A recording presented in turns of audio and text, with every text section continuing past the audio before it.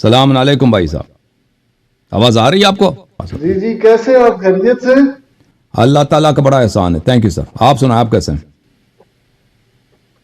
جی ٹھیک ٹھاک۔ آپ نے بڑا لمبا ٹائم لے لیا، مولوی صاحب کے ساتھ جو ہے سارا ٹائم ضائع ہو گیا، آپ سے بات کرنی تھی میں تو آپ کی آپ خدمت سے میں حاضر ہوں۔ چاند وہ بات کروں میں گا کیا میں۔ کرتا بھائی، وہ نہیں چھوڑ رہا تھا نا، وہ جو ہے نہیں، وہ ایسے کھچڑی پکانے کا فائدہ نہیں ہے نا، ٹو دی پوائنٹ بات کرنی چاہیے۔ صحیح، بالکل صحیح فرما رہے ہیں۔ آپ کہاں سے کال کیا آپ نے بھائی صاحب؟ اللہ یاری صاحب، میں آزاد کشمیر سے، ایسے راول پنڈی میں سے۔ اچھا، اسم گرامی کیا آپ کا؟ میاں عزیز الحسن۔ اچھا عزیز بھائی، اللہ تعالیٰ آپ کو عزت دے میاں صاحب، حکم کریں میاں صاحب۔ اچھا، سب سے پہلے تو میں آپ سے یہ کہہ دوں کہ چند چیزیں وہ طے کر لینی چاہیے بات کرنے سے پہلے۔ جی سر، 3 منٹ سے زیادہ بات کوئی بھی نہیں کرے گا، زیادہ سے زیادہ 3 منٹ، اور ایک بندہ ٹھیک، بات کر کے جب بات اپنی مکمل کرے گا تو پھر دوسرا اس کا جواب دے گا، ٹھیک ہے؟ صحیح ہے۔ میں نے 2 باتیں سب سے پہلے آپ کو یہ کہوں کہ آپ مجھے یہ بتائیں کہ یہ جو آپ نے یوٹیوب چینل پہ جو لنک پہ آپ لوگوں کو لیتے ہیں، اس کے پیچھے آپ کی کیا مقاصد کیا ہے؟ کس وجہ سے یہ کر رہے ہیں مجھے یہ؟ مقصد ہمارا یہ ہے کہ یہاں پر ہم کیونکہ قرآن کا حکم ہے قُلْ هَاتُوا بُرْهَانَكُمْ إِن كُنتُمْ صَادِقِينَ، اگر کوئی سچا ہے تو اس کے پاس دلیل ہے، تو ہمارا فخر ہے کہ ہم اہل بیت طاہرین علیہم الصلاۃ والسلام کے پیروکار ہیں۔ پورے امت اسلامیہ میں جتنے مذاہب ہیں وہ سب باطل پر ہیں، صرف اور صرف شیعہ اثنا عشریہ حق پر ہیں، اور ہمارے پاس اپنے عقائد کے دفاع کے لیے بہت سارے بے انتہا دلائل مخالفین کے کتب سے موجود ہیں، اور کسی بھی مسئلے پر مخالفین ہم سے علمی گفتگو کرنا چاہیں، ہم پہ اعتراض ہے، ہمارے مذہب پہ شکوک ہیں یا کوئی اعتراض ہے شیعہ مذہب کے متعلق، ہم اس کے جواب دینے کے لیے حاضر ہیں۔ اور اس کے مقصد یہ ہے تاکہ جو شیعہ عوام ہیں ان کے وہ اگر اپنے مذہب کے متعلق کوئی شکوک شبہات سنتے ہیں تو ان کو اس کا جواب مل جاتا ہے یہاں پر، اور اس کے علاوہ جو ہمارے مسلمان بھائی ہیں وہ ہمارے مذہب کے متعلق نہیں جانتے، بعض مسائل کے ان کو سوء تفاہم ہوتا ہے، تو اس سے وہ اپنا سوال کر کے وہ مسائل کلیئر ہو جاتے ہیں، اور بہت سارے لوگوں کی ہدایت بھی ہوتی ہے، وہ شیعہ بن جاتے ہیں الحمدللہ رب العالمین۔ رسول پاک صلی اللہ علیہ وسلم کا فرمان ہے لِيَهْدِيَ اللَّهُ بِكَ رَجُلًا خَيْرٌ لَكَ مِنْ حُمُرِ النِّعَمِ، اگر اللہ آپ کے واسطے، آپ کی وسیلے سے ایک شخص کو ہدایت دے دیتا ہے تو وہ بہت پوری دنیا کی دولت سے آپ کے لیے زیادہ بہتر ہے۔ تو الحمدللہ بہت سارے لوگ یہاں پہ ایمان کے فیض سے وہ فیضیاب ہوتے ہیں اور مومن بن جاتے ہیں الحمدللہ۔ جی، یہ ہمارا مقصد ہے۔ اچھا، میں تو یہ سمجھتا ہوں کہ یہ اس طرح سے جو ہے یہ تفرقہ بازی بڑھتی ہے، اور اس سے جو ہے، اور دوسری بات یہ کہ صحابہ کرام کی جو ہے اس طرح سے توہین ہو رہی ہے۔ میں یہ سمجھتا ہوں کہ اللہ قرآن میں فرماتا ہے وَاعْتَصِمُوا بِحَبْلِ اللَّهِ جَمِيعًا وَلَا تَفَرَّقُوا، کہ اللہ کی رسی کو مضبوطی سے تھام کے رکھو اور تفرقہ بازی میں نہ پڑو۔ یہ اللہ قرآن میں جو ہے ہمیں منع کر رہا ہے، لیکن اگر ہم مومنین ہیں یا مسلمان ہیں تو ہم تو پھر اس کے حکم کے برخلاف جا رہے ہیں اس طرح سے۔ فرقے تو پہلے سے بنے تھے نا، میرے آنے سے پہلے فرقے بنے تھے، اور فرقے صحابہ ہی نہیں بنائے تھے، صحابہ نے خود حبل اللہ کو چھوڑا تھا۔ وہ تو بنے تھے، صحابہ نے اگر حبل اللہ کو نہیں چھوڑا ہوتا تو فرقے بنتے ہی نہیں تھے۔ حبل اللہ سے کیا مراد ہے؟ بن گئے، لیکن سنیں مجھے اور آپ کو تو یہ حکم اللہ کا ماننا چاہیے نا۔ ہم نے کسی دوسرے کی قبر میں تو نہیں جانا، اللہ کو ہم نے منہ دکھانا ہے، اپنا حساب کتاب دینا۔ تو حبل اللہ سے مراد کیا ہے؟ آپ کیا سمجھتے ہیں حبل اللہ سے کیا مراد ہے؟ نہیں، میں آپ سے جو بات پوچھ رہا ہوں، اللہ کی رسی کیا ہے؟ ہم نے اللہ کو، آپ نے بھی جواب دینا ہے، میں نے بھی دینا ہے نا۔ اللہ کی رسی کیا ہے؟ شریعت محمدی ہے، اللہ کا نبی جو پیغام لے کے شریعت تو مختلف ہے نا، حدیث لے کے آئے، جو شریعت تو مختلف ہے، جو قرآن آیا اللہ کی طرف سے۔ شریعت تو مختلف ہے، نہیں قرآن نہیں ہے۔ حبل اللہ کیا ہے؟ حبل اللہ وہ اور چیز ہے۔ حبل اللہ پتہ ہے کیا حدیث میں؟ حبل اللہ امیر المؤمنین علیہ السلام، امیر المؤمنین اسد اللہ الغالب مطلوب کل طالب علی ابن ہیں کہ حضرت سنیں، حضرت مولا علی کرم اللہ تعالیٰ وجہ الکریم اہل سنت جو ہے نا، یہ نسبتوں کو بھی مانتے ہیں الحمدللہ۔ تو میں آپ سے یہ بات کرنا چاہ رہا ہوں کہ ہم تو یہ کہتے ہیں کہ جو نسبت حضرت سلیمان علیہ السلام کی ہتھیلی پہ چلنے والی جو چمٹی بھی تھی نا، اللہ نے کہا یہ جنت میں جائے گی، اس لیے کہ اس کی نسبت جو ہے وہ نبی سے ہو گئی ہے، نبی کی ہتھیلی سے ہو گئی ہے۔ اور پھر جو ہدہد پرندہ تھا اصحاب کہف کے کتے کے بارے میں بولا کہ یہ جنت میں جائے گا اور اس کو ایک ولی کی کھال بنائی جائے گی۔ یعنی اگر نسبت رسول ہو، نسبت نبی ہو تو اللہ پاک جنت کا جو اعلان نہیں نسبت کی بات نہیں ہو رہی یہاں پہ ہم صرف نسبت کی بات نہیں ہے۔ دیکھیں میری بات تو مکمل ہونے دیں، میری بات مکمل ہونے دیں۔ میں یہ کہنا چاہ رہا ہوں کہ آپ جو چیلنج کرتے ہیں یہاں بیٹھ کے صحابہ کرام کی ایمان کو، تو آپ نہ دیکھیں، پھر آپ کو اتنا اگر آپ کو نہیں پسند تو نہ دیکھا کریں نا بھائی، آپ دوسروں کو تو مجبور نہیں کر سکتے بھائی۔ نہیں وہ بات نہیں ہے، بات یہ ہے کہ اس سے پوری دنیا دیکھ رہی ہے، سنو دیکھ رہے ہیں ان کی دل آزاری کیا دیکھو دل آزاری بھائی، ہم کیا کریں؟ سنیں آپ میری بات تو کمپلیٹ ہونے دیں، آپ بات ہی نہیں کرنے دے رہے۔ میں نے پہلے کہا تھا کہ ایک کی بات سن لے بھائی، 3 منٹ سے زیادہ بات کوئی نہیں چلو کرے گا۔ 3 منٹ بات کریں آپ، 3 منٹ بات کرو، 3 منٹ بات کریں آپ۔ میں یہی کہہ رہا ہوں، اب یہ ہے کہ ہم یہ کہنا چاہ رہے ہیں کہ جس طریقے سے آپ صحابہ کرام کا نام لیتے ہیں، ابو بکر عمر، اس طرح دل آزاری ہوتی ہے کیونکہ دیکھیں ان کی نسبت رسول سے ہے۔ وہ پیر نصیر الدین نصیر گولڈی رحمۃ اللہ علیہ نے فرمایا کہ نام آنے سے ابو بکر عمر کا تو بگڑتا ہے، وہ پہلو میں سلائے ہوئے۔ حضور نے ان کو اپنے پاس لٹایا ہوا ہے، تو ہمارا یہ عقیدہ ہے، یہ ایمان ہے کہ اللہ کے نبی آخری نبی ہیں اور سب سے اعلیٰ ہیں، اور حضور سے نسبت جب حضرت سلیمان علیہ السلام کی تھیلی پہ چلنے والی چمٹی جنت میں جا سکتی ہے، تو جو حضور کے پہلو میں سوئے ہوئے کیا جن کا ایمان فاسق ہو چکا تھا، آپ کہہ رہے جس طرح سے کہ وہ مرتاد ہو گئے تھے، تو وہ کس طرح حضور کے روزے کے پاس جو ہے وہ لے گئے؟ ختم ہے بات آپ کی؟ ہاں بھائی ٹھیک کریں، آپ بات کریں۔ آپ نے کہا تھا 3 منٹ، ہم نے چائے بھی ڈال دی بھائی، چائے پینے کے لیے مجھے 2 منٹ چائے میں پینے کا موقع ملے گا، اب چائے بھی ٹھنڈا ہو جائے گا آپ کی وجہ سے۔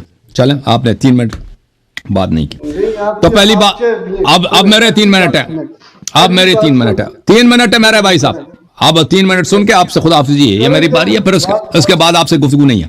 تو عرض یہ ہے میرے بھائی کہ آپ نے فرمایا ہے کہ ابو بکر عمر کا آپ نام لیتے ہیں ہماری دل آزاری ہوتی ہے نا۔ پیغمبر صلی اللہ علیہ وسلم جب تشریف لائے تھے، کفار قریش سب مشرک تھے یا نہیں تھے بھائی؟ مکے والے مشرک تھے یا مسلمان تھے ان کے آنے سے پہلے؟ میاں صاحب وہ کس چیز کی پوجا کرتے تھے؟ کس چیز کی پوجا کرتے تھے؟ بتوں کی پوجا کرتے تھے، کوئی ہاں کرتا تھا، کوئی پانی کرتا تھا، کوئی ہوا کی کرتا تھا۔ تو نبی صلی اللہ علیہ وسلم نے جب ان کے بتوں کا نام لے کر کہا کہ آپ کے بت جو ہیں یہ خدا نہیں ہیں، یہ باطل ہیں، یہ پرستش کے لائق نہیں ہے، تو ان کی دل آزاری ہوئی یا نہیں ہوئی مکے والوں کی؟ ہوئی نا۔ وہ حضرت ابو طالب علیہ السلام کے پاس آئے نا، اب سنیں، اب میری باری ہے، اب میری باری ہے، اب میرے 3 منٹ ہے بھائی، میرے 3 منٹ ہے نا۔ وہ بھی یہی کہتے تھے کہ ہمارے خدا، وہ آئے اسی لیے آئے حضرت ابو طالب علیہ السلام کے پاس اور کہا کہ آپ کا بھتیجا بڑا اچھا آدمی تھا، پہلے یہ کچھ عرصے سے یہ جادوگر بنا ہے، نسجی رب اللہ اور فلام شاعر بن گیا، لیکن یہ ہمارے خداؤں کو گالی دیتا ہے، اور یہ ہمارے خدا ہیں، ہمارے آبا کے خدا ہیں، یہ کیسا، یہ اس کو کیا جرأت ہو گئی ہمارے خداؤں کو یہ گالی دیتا ہے؟ حالانکہ نبی صلی اللہ علیہ وسلم گالی نہیں دیتے تھے، وہ صرف اتنا کہتے ہیں کہ خدا نہیں ہے، تو لیکن ان کے ہاں کیونکہ وہ مقدس تھے تو ان کو دل آزاری ہو گئی۔ تو اب آپ کی جو دل آزاری ہے کا شکوہ ہے، اس کا عرض یہ ہے کہ ہم دل آزاری سے ہاتھ اٹھائیں گے بھائی، ہم خود نہ ابو بکر عمر تو چھوڑ دیں، ہم یزید کی بھی تعظیم کریں گے، یزید تک کی۔ وہ یزید، آپ لوگ اکثر یزید کی تعظیم نہیں کرتے، لیکن میں کروں گا، صرف آپ سے اتنا آپ اپنے عالم کو لے کے آئے ادھر۔ ہاں ہم کریں گے، ہم دیکھیں، ہم دیکھیں نا، ہم اتنا کمپرومائز کریں گے، اتنا ہم ناصبی بنیں گے کہ ہم یزید کی بھی تعظیم کریں۔ بس ایک شرط ہے کہ آپ ابو بکر عمر جس کا کہتے ہیں کہ ان کے نام لینے سے آپ کی دل آزار ہوئی تھی، ان کا اسلام عالم لے کے ان کا اسلام ثابت کریں، ختم بات۔ میں نہیں کہتا ان کا ایمان ثابت کرو، ان کی فضائل ثابت۔ میرے 3 منٹ ہے نا، میرے 3 منٹ ہے بھائی، میرے 3 منٹ ہے نا، میرے 3 منٹ ہے، ان کا آپ لوگ اسلام ثابت کریں۔ ابھی میں کتنے سالوں سے منتظر ہوں، اللہ جانتا ہے کتنے سالوں سے، عربی زبان میں نے چیلنج دیا، فارسی زبان میں، انگلش زبان میں، اب اردو زبان میں، کئی سالوں سے چیلنج دے رہے ہیں. آپ کے وہ پیر عرفان شاہ مشہدی صاحب ہیں, وہ بڑے مناظر ہیں, نام لے کے 6-7 سال سے میں نے آپ کے بڑے بڑوں کو میں نے کہا کہ آ جائیں میرے سے, جو شرط ہے وہ بھی منظور ہے, مناظرے کے جو بھی شرط ہے آپ کے ابھی سے منظور ہے, کوئی آتا نہیں. جب اسلام ثابت نہیں کر سکتے بھائی تو کیا ہم سے گلا کرتے ہو کہ ان کا نام نہ لو, ٹھیک ہے نا. اب جہاں تک حبل اللہ کی بات ہے, حبل اللہ کی میں آپ کو حدیث دکھا دوں, حبل اللہ سے کیا مراد ہے. یہ کتاب ہے آپ کا شواہد التنزیل فی آیات النازلہ فی اہل البیت علیہم الصلاۃ والسلام. تعلیف کس کیا؟ حافظ. سنے کتاب کی طرف نہ جائے, آپ کے 3 منٹ مکمل ہو گئے. 3 منٹ بس 3 منٹ اس سے کہا تھا نا, 3 منٹ کے بعد آپ سے گفتگو نہیں ہوگی. تو ابھی آپ نے بات کاٹنا شروع کیا نا, سن لیں. یہ کتاب ہے الحافظ, بھلے الحاکم, ابھی آپ کے پاس آؤں گا, میاں صاحب انتظار کریں. الحاکم الحسکانی. یہاں پر بھائی آپ نے, میں نے وہ نکال دیا تھا صفحہ بھی آپ کی وجہ سے وہ کھو گیا بھائی. یہ واعتصموا بحبل اللہ, واعتصموا بحبل اللہ, یہ ایک روایت نہیں کئی روایت ہے کہ رسول پاک صلی اللہ, یہ آپ کا عالم ہے حنفی عالم, کہ رسول پاک صلی اللہ علیہ وسلم نے فرمایا من احب ان يركب السفینۃ النجاہ ويستمسك بالعروۃ الوثقى, جو شخص چاہتا ہے کہ سفینہ نجات پہ سوار ہو اور عروہ وثقی سے پہ ہاتھ لگائے, ويعتصم بحبل اللہ المتین, اور اللہ کے محکم رسی کو پکڑ کر اس کو حفاظت ملے, یعتصم محفوظ ہو جائے, ٹھیک ہے نا. فَلْيَوَالِ عَلِيًا وَلْيَأْتَمْ بِالْهُدَاةِ مِنْ وَلْدِهِ, پر وہ کیا کرے, امیر المؤمنین علیہ السلام کو اپنا مولا مان لے, اور ائمہ طاہرین علیہ السلام جو امیر المؤمنین علیہ السلام کے نسل سے ہوں گے ان کی اطاعت کرے. حبل اللہ, ہم بھی کہتے ہیں حبل اللہ کی اطاعت کرو, اللہ کی کوئی رسی نہیں ہے بھائی. مکہ مدینہ حجاز میں آپ جا کے دیکھیں اور رسی وسی کچھ بھی نہیں ہے. رسی سے کیا مراد ہے؟ رسی سے مراد ہے اہل بیت اطہار علیہم السلام, اہل بیت اطہار علیہم السلام, ٹھیک ہے نا. اب میں آپ کو ٹائم دے دیتا ہوں, آپ بات کریں, اس کے بعد آپ سے خدا حافظ ہے بھائی, کیونکہ بہت سارے علماء یہاں پہ منتظر ہیں. جی عزیز صاحب, یہ آپ کی باتوں کا جواب, آپ بولیں. بات یہ اللہ یاری صاحب اہل بیت سے تو کسی کو انکار نہیں ہے, جو اہل بیت کی انکار کرتا ہے یا ان کو مانتا نہیں ہے, آپ منکر ہیں, آپ منکر ہیں, آپ اہل بیت علیہ السلام کے منکر ہیں. عزیز صاحب آپ منکر ہیں, آپ منکر ہیں اہل بیت کے. مجھے بات کرنے دے, اگر میں منکر ہوتا, میرے پردادا کا نام جو ہے محمد حسن تھا, والد کا نام غلام حسن, میرا نام عزیز الحسن ہے. ہم نام نہیں رکھتے, نام سے نہیں ہوتا, نام سے نہیں, اتباع سے ہوتا ہے, اتباع سے ہوتا ہے, اتباع نہیں کرتے آپ. آپ رکھیں نا, آپ اپنے بیٹے کا نام ابو بکر رکھیں. آپ نے نام ان کا رکھا ہے, لیکن امامت کسی اور کی مانتے ہیں. آپ کی بات میں نے نہیں کاٹی, میں نے بات نہیں کاٹی آپ کی, آپ میری بات نہ کاٹیں. آپ میری بات پوری سنیں کہ حضرت علی کرم اللہ تعالی وجہ الکریم مولا علی کائنات, آپ جو تھے آپ نے حضرت ابو بکر کے پیچھے نمازیں پڑھی.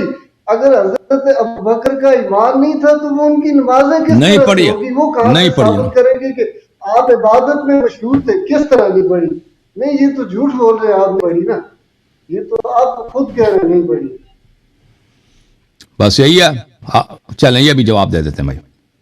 اوکے, اس کا بھی جواب لے لو. دوسری بات یہ ہے کہ امام حسین اگر یزید کے سامنے کھڑے ہو سکتے تھے تو وہ ان لوگوں کے سامنے بھی کھڑے ہوتے ہیں, یہ باطل ہوتے ہیں. حضرت علی کو شیر خدا آپ بھی مانتے ہیں, ہم بھی مانتے ہیں, ٹھیک ہے. پھر تو ایک طرف سے آپ ان کو کمزور ظاہر کر رہے ہیں, ان کی بھی توہین ہے کہ وہ خلافت نہیں لے سکے. چلیں بھائی, ان دونوں سوالوں کا جواب لے لو عزیز بھائی. تو یہ بات ہے, یہ تو بکر. جی عزیز بھائی, ان دونوں باتوں کا جواب لے لیں. آپ سے خدا حافظی, اللہ تعالیٰ آپ کو جزائے خیر دے. تشریف آوری کا بڑا شکریہ. ایک سوال ان کا یہ ہے کہ امیر المؤمنین علیہ السلام نے ابو بکر کے پیچھے نماز پڑھی. یہ کسی شیعہ کتاب میں نہیں ہے کہ امیر المؤمنین علیہ السلام نے ابو بکر کے پیچھے نماز پڑھی ہے. دوسرا سوال ان کا یہ ہے کہ امیر المؤمنین علیہ السلام نے ان کے خلاف تلوار نہیں اٹھائی ہے. تو میں آپ کے اپنے کتاب سے جواب دیتا ہوں. جہاں تک ان کے پیچھے نماز پڑھنے کا تعلق ہے, یہ کتاب بخاری ہے, چاپ دار حیات تراث العربی. یہاں پر ایک باب ہے, باب امامت المفتون والمبتدع, کہ فتنگر شخص اور بدعتی کے پیچھے نماز ہو سکتی ہے. سقال الحسن صلی وعلیہ بدعتہ, بخاری میں کہ اس کے پیچھے نماز پڑھو, یعنی بدعتی کے پیچھے اور فتنہ والے کے پیچھے, جو مفتون ہے, جو دین سے نکل چکا ہے, اس کے پیچھے نماز پڑھو. بدعت اس کی اپنی گناہ ہے, تم اس کے پیچھے نماز پڑھو. پھر فرمایا کہ لا قال الزهري لا نرى ان يصلى خلف المخنث الا من ضروره لا بد منها. فرمایا کہ خسرے کے پیچھے بھی نماز اگر ضرورت ہو نا پڑھ سکتی، مجبوری ہو تو خسرے کے پیچھے بھی نماز. یہ جو ابو بکر کی جو نماز ہے اس سے نہ اس کا ایمان ثابت ہوتا ہے نہ اسلام ثابت، کچھ بھی ثابت نہیں ہوتا. کیونکہ اگر آدمی کافر بھی ہے نا تو اس کے پیچھے نماز ہو سکتی ہے آپ کے مذہب میں، کافر کے پیچھے بھی. اور اس کا مردانگی بھی ثابت نہیں ہوتا کہ ابو بکر مرد بھی تھا، کیونکہ آپ کے ہاں تو مخنث کے پیچھے بھی، خسرے کے پیچھے بھی نماز ہوتی ہے.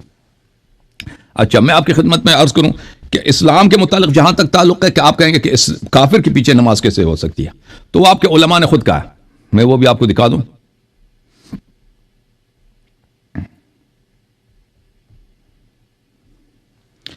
یہ کتاب الفصل فی الملل والاحواء والنحل، الجزء الخامس، چاپ دار الجیل، ابن حزم ظاہری بہت مشہور عالم ہے آپ کا. یہاں پر وذهبت الصحابہ، صفحہ نمبر ہے بلی الکلام فی صلاۃ خلف الفاسق، فاسق کی پیچھے نماز پڑھنا جائز ہے. یہاں پر ہے کہ وَأَمَّا الْمُخْتَارُ كَانَ مُتَّهَمًا فِي دِينِ مَظْنُونًا بِهِ الْكُفْرُ. مختار جو ہے اس کا دین ہی نہیں تھا اور لوگ کہتے تھے کافر ہو چکا ہے. اچھا، اور صحابہ جو تھے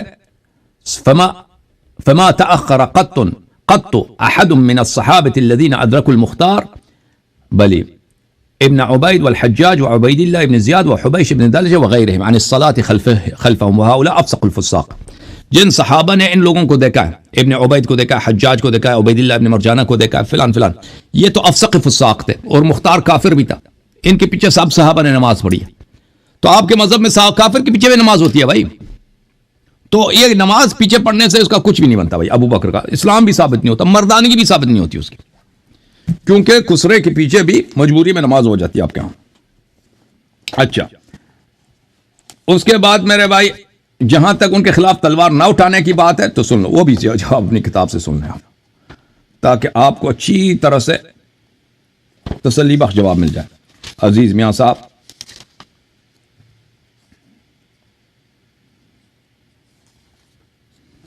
یہ کتاب ہے صحیح ہے مسلم، ٹھیک ہے نا بھائی؟